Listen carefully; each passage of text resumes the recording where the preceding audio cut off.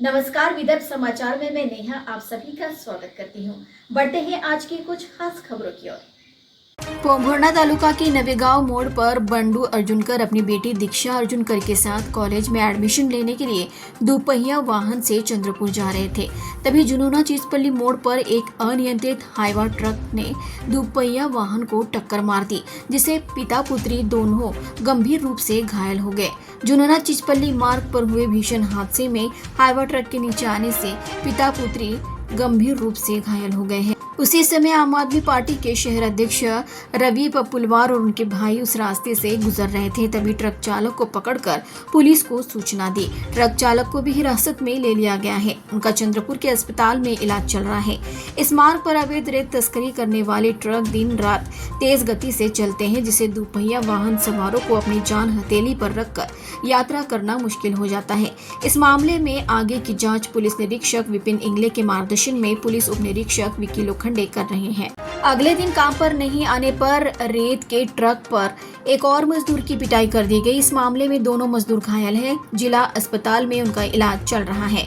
घायलों के परिजनों सहित ग्रामीणों ने दबंगाई करने वाले पूर्व जिला परिषद सदस्य और उनके बेटे तथा अन्य आरोपियों के खिलाफ सख्त कार्रवाई की मांग की है। घायलों में चंदनखेड़ा निवासी 34 वर्षीय अनिल गायकवाड़ और दूसरी घटना में चंदनखेड़ा निवासी 25 वर्षीय नीलेश गोहाने और उनकी मां 40 वर्षीय कुसुम संतोष गोहाने शामिल है।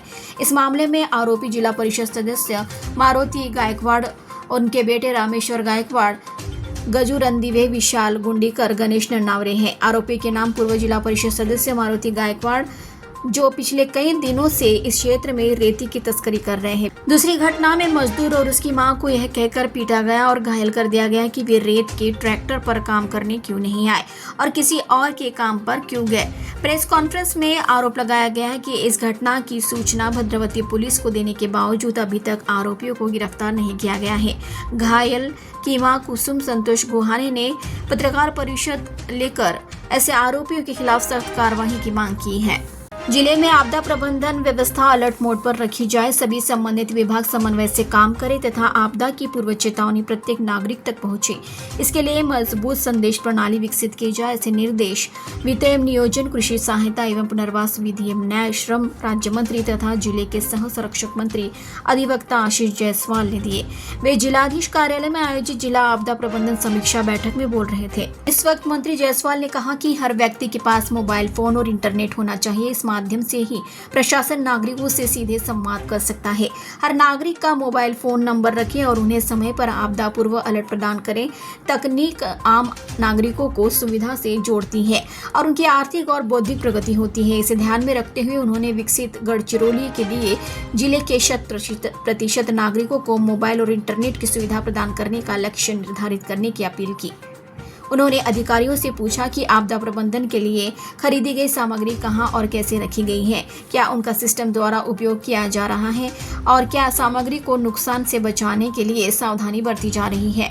उन्होंने अधिकारियों से कहा कि वे आवश्यक सामग्री और जनशक्ति की उपलब्धता के लिए योजना बनाएं, क्योंकि आपदा केवल बाढ़ तक ही सीमित नहीं बल्कि आग और भूकंप जैसी अन्य आपदाएं भी हैं। उन्होंने बाढ़ संभावित क्षेत्रों में कितने घर हैं, इसका डेटा प्राप्त करने के लिए रेड और ब्लू लाइन सर्वे को जल्द से जल्द पूरा करने का आदेश दिया। उन्होंने सुझाव दिया कि नदी के किनारे रहने वाले परिवारों को प्रधानमंत्री आवास योजना के माध्यम से स्थानांतरित किया जाए और उन्हें घर प्रदान किए जाए। उन्होंने यह सुनिश्चित करने के लिए निर्देश दिए कि अगले साल नदी के किनारे कोई भी घर न रहे।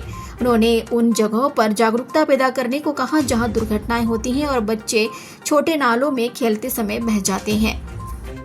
खबरों में बस आज इतना ही। ताज़ा खबरों के लिए देखते रहिए विदर्भ समाचार। तब तक के लिए नमस्कार।